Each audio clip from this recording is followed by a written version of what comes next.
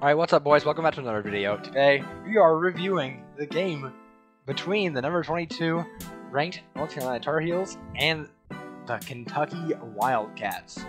Boys, what a game. As you can see from the game flow, Kentucky takes a pretty sizable lead early. I think they were up by 11 at one point in early in the first half. The struggling starts continue for the Tar Heels. I don't know why this happens, but it happens literally every single game. We just always start out slow, able to climb our way back though, which is good. But you know, you don't want to always have to come back. You know, it really does help our confidence though in the second half, since we know that we are such a second half team, at least right now. So that's good.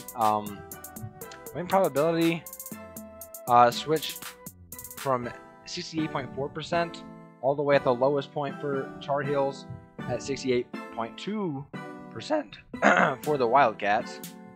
Let's go out into team stats here. Okay, boys, here we are in team stats. Final score, by the way, 75-63 in favor of North Carolina. Love to see that. Outscored in the first half by 4, but we outscored the Wildcats by 16 in the second half. Definitely a second half team, as I was saying earlier. I like what I saw. Kentucky played with a lot of energy. We'll get in that into a second. 42.6% from the field for Carolina compared to 39.6% for Kentucky. 3-point percentage, not very good for either team.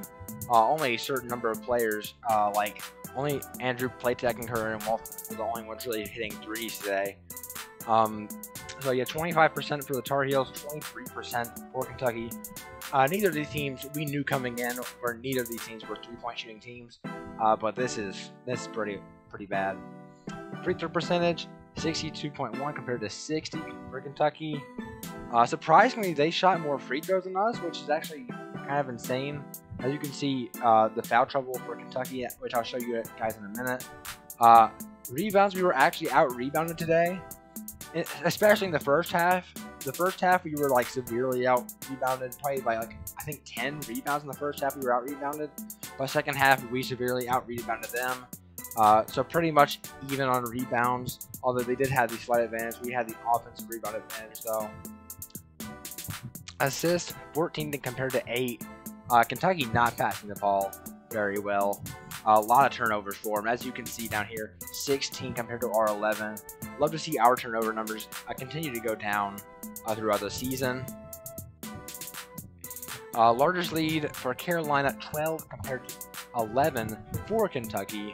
And fouls, 25 and 30 respectively, which is a lot of fouls for either team. So 55 fouls total. It was a very foul-heavy game. So let's go ahead and go into the box score, and we'll start off with who I think is the player of the game in this one, Armando Bacot. I really did want to go Kerwin Walton as a player of the game, but you know, Armando with those rebounds really helped us secure this one. He finished with 14 boards, 8 rebounds, an assist, and 2 blocks with only 2 fouls, which was, I think, pretty much the lowest among starting big men for both sides. Garrison Brooks had a good game, 11 points, 6 boards, assist, a steal, and a block. Did have 3 turnovers though. One shot very efficiently. So good game for Garrison. Caleb Love finished with 11 and 6 assists with only 2 turnovers. Big step up turnover assist ratio wise. As we have seen all season, that turnover number be a lot higher than that. So you'd love to see that, and a good number of assists. Still not shooting very efficiently. Good from the line though. So pretty good game from him. Leaky Black, 6 points, 6 boards. Well, he just had a very well-rounded game. Did not shoot very efficiently at all though. 1 for 7 for him. And finally, final starter RJ Davis, who was only 1 for 6 with 3 points in this one. I think he checked out earlier in the game for maybe a slight injury, like nothing much. He came back in the game and he was fine. But he finished with 3 points.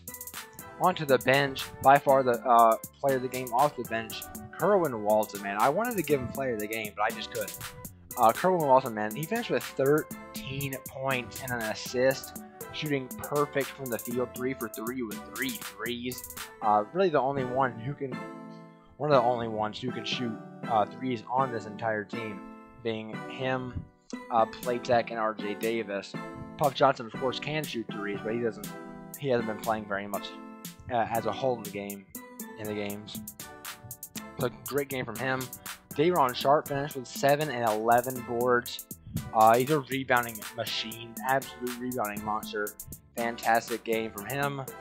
3 for 8, 2 assists as well. Andrew Playtech got a good amount of minutes. He finished with 6 points, 4 boards, and 2 assists.